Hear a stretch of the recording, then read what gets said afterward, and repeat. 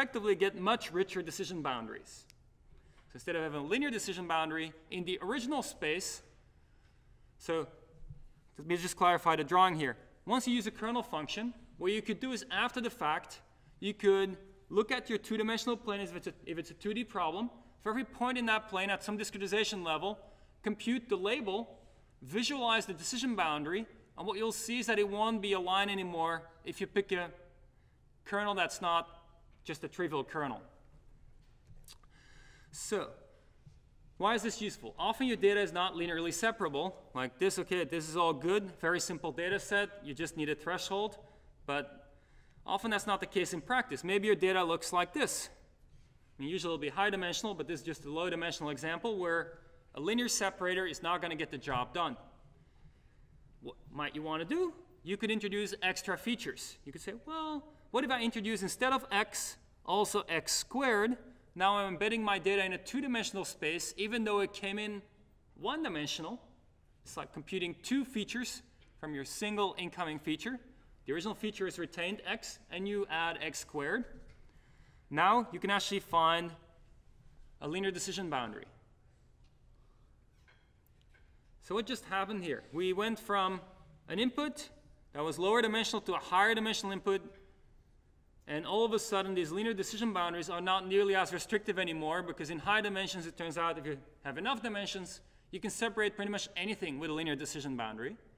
But if you project this back into the original space, then the decision boundary will look like this, where you carve out this middle part.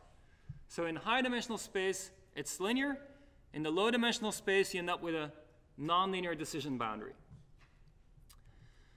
Often you can do this. I mean, we'll even like to ask you this. Things like, here is a two-dimensional data set. It's not linearly separable in its original format. But if we compute a new feature, which is distance to the origin, then now all of a sudden, the points far away from the origin are in that third dimension, very high up, so to say, and the ones close are lower, and you can just slice a plane between the two, the red and the blue dots, and have your linear separation between the two classes in the three-dimensional space, even though there was no linear separation between the two classes in the two-dimensional space. So this is interesting. This is essentially augmenting our feature space to still find linear decision boundaries.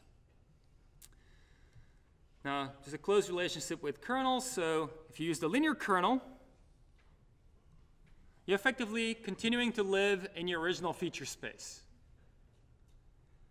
But if you use nonlinear kernels, anything else, you're effectively augmenting your feature space by computing a new feature vector that typically will be much higher dimensional than your original feature vector.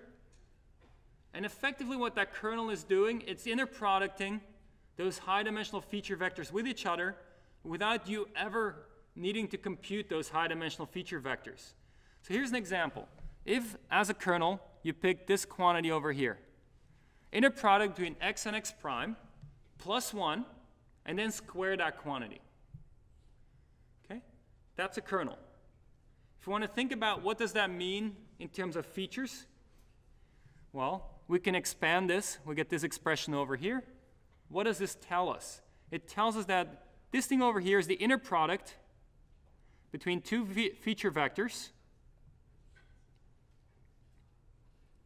What are the entries? The first entry is something like, we have indexing over all I and j, so it'd be something like x1, x1, corresponding to this, and x1 prime corresponding to this. If I and j change, you'd get something like x1, x2, and you get x1, x2 both primed. Then you might get x1, x3, x1 prime, x3 prime. Then this will maybe be, if its original space is three-dimensional, it will be x2. Depending on how this indexes, whether it has all combinations once or twice, it would be a x2, x1, and an x2 prime, x1 prime, x2, x2, x2 prime, x2 prime, and so forth to get this part. Then to get this part, you'd have square root of 2 x1, square root of 2 x1 prime, square root of 2x2, square root of 2x2 prime, square root of 2x3, square root of 2x3 prime.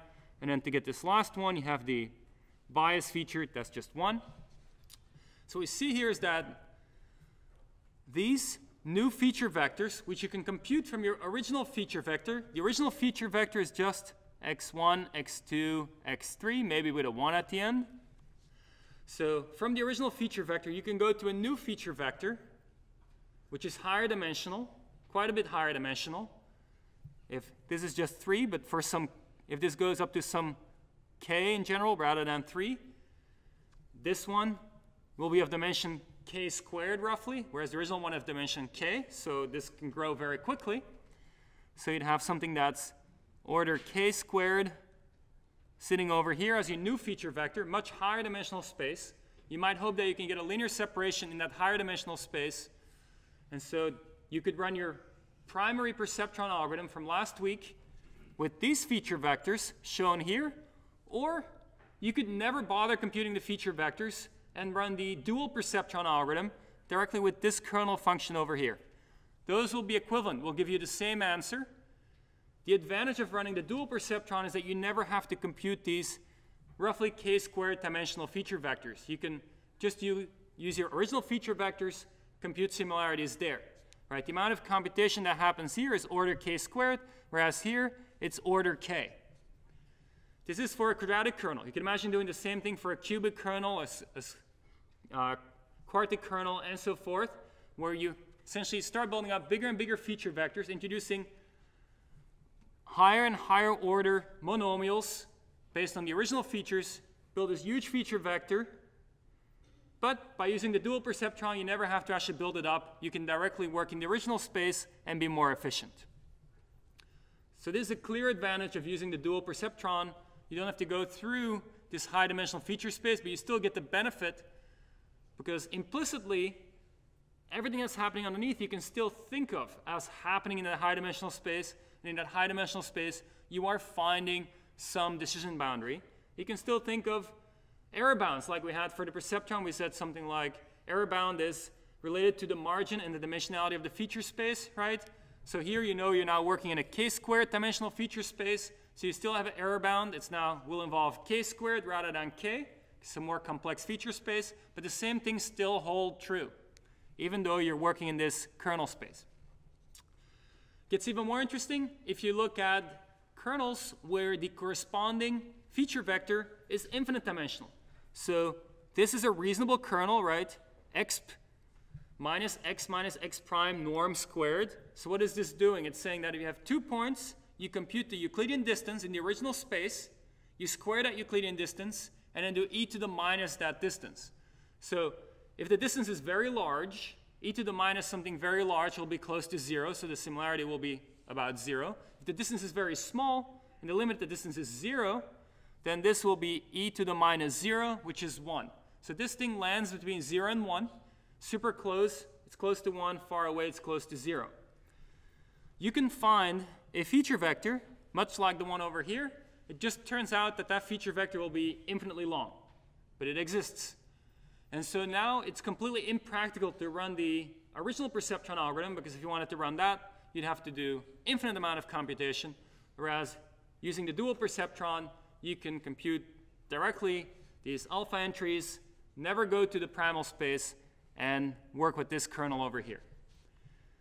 This is an interesting kernel here, right? This exponential kernel, it will act a lot like nearest neighbors, right? Because it's essentially looking at most of the distance between points. You're very similar if you're close. You're not similar if you're far apart. And so if you want to get something as close as possible to what you think of as nearest neighbors, but you want to tune the alpha entries, so tune the voting in the nearest neighbors, you would run dual perceptron with this kernel over here. One thing you might want to play with, by the way, then, is that you can have a parameter here, which you might call sigma squared, for example, and you could then tune how far out you want to look from any given point, how quickly that kernel drops to 0, and you would use your holdout data to decide which sigma squared is the best choice. Yes? Does it make sense to use other probability distributions? It's a good question. So this corresponds to It's called a Gaussian kernel often, or a radial basis function kernel. A Gaussian is a well-known distribution. It's usually not the distribution aspect that matters here. It's the fact that it's a radial basis function, so that the more typical variants of this would not be, let's say, all of a sudden a Poisson distribution or something like that, but the more typical variants would be something like, oh, maybe let's use e to the minus norm x minus x prime without the square, or maybe a higher order power, or maybe you use something yet a little different. So this is a Gaussian kernel which looks like this, right? You might say, well, maybe I want something that looks more like this, where the similarity is 0 from a certain point onwards, because I don't want to, in practice it can be more convenient, because with a Gaussian kernel you actually have to look at all training examples, because all will have a non-zero contribution. You might say I'm approximating it and I'm maybe cutting it off and making it 0 at some point, so I don't have to look at all for their non-zero contributions. So a lot of the variants relate to cutting things off and how steeply this falls off.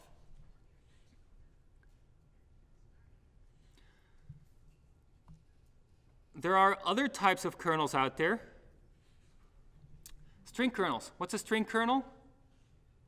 In some algorithms class, you might have seen something that's a string matching algorithm where you get two strings and you see, well, what's the edit distance between two strings? Like, how many shifts do I have to do? How many swaps do I have to do to go from one string to another string?